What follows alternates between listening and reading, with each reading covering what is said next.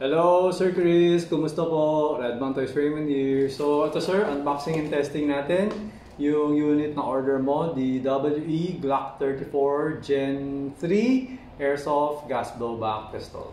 Ayan sir. So, ayan po sir. So, this is ayan unit and the magazine. Okay. So, ayan. So, we have here unit. Okay, ayan. So, mas mahaba ang Glock 34 ng konti sa Glock 17, no? Yun lang. Mas mahaba lang siya. Kaya mas accurate siya, tsaka mas malakas siya compared sa Glock 17. Okay? So, yung dito nila, yung lower part parehas lang. They're using the same magazine also.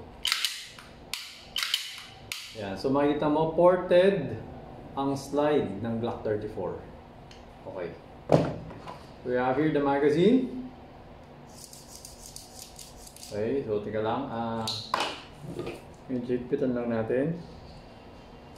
Okay, ito may higpit naman. Isa pa. Okay, higpit. Good.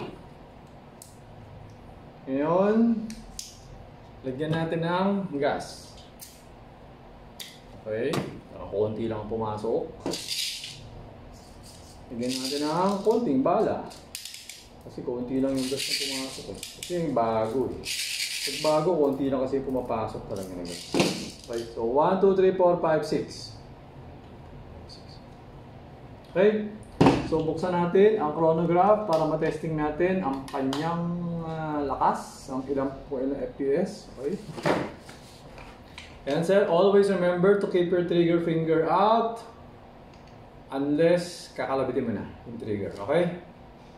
Okay, so make sure that the muzzle is always pointed at the safe direction. Okay, so ayan sir, pasok natin. Ayan yung BB. Okay, so takip lang ako titingan. Malakas kasi ito eh.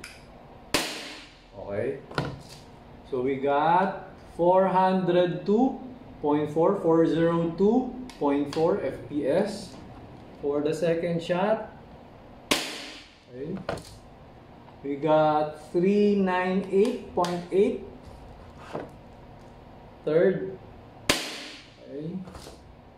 We got 397 fourth. Okay. We got 391. Okay, fifth shot. Okay. We got 386.9 and for the last shot we got 376.7. Okay? So ayan, open chamber siya. Wala siyang bala. Okay? So kung maglalaro ka pa, lagyan mo ng bala, then balik mo lang, then ikasama lang. Kapag ka okay ka na, pull back the slide, no? Para bumaba yung slide catch. Pwede mo rin naman ibaba by pushing down the slide catch, pero syempre yun nga, nire-recommend ko nga na, or sinasuggest ko, no?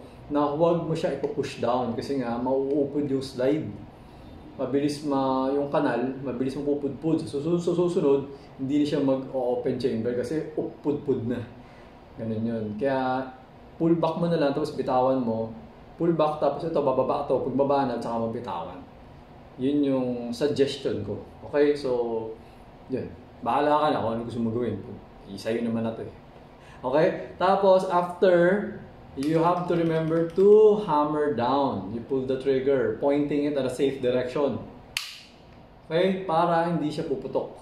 Kasi nga, kapag hindi mo siya in-hammer down, pinasok mo yung magazine mo, nakapasok yung magazine, pwede siya pumutok. Kahit walang bala. Okay? Kasi airsoft to, hindi naman tutuloy na baril. Okay? So always remember to hammer down. Okay? Para pag pinasok mo to, wala mangyayari. Pero, huwag mo papasok to. Hanggat maaari, hiwalay mo to para mas safe. Okay? So, yun lang. Practice safe gun handling. Okay? Ayun, Sir Chris, okay na tong unit mo. So, pwede ko na siya i-pack at dali ko na siya sa courier para ma-deliver na siya sa inyo. Okay? So, ayun sir, thank you for your order. Until next transaction po, always remember to stay safe, stay great, be good, and be thankful always. God bless po sir. Bye-bye.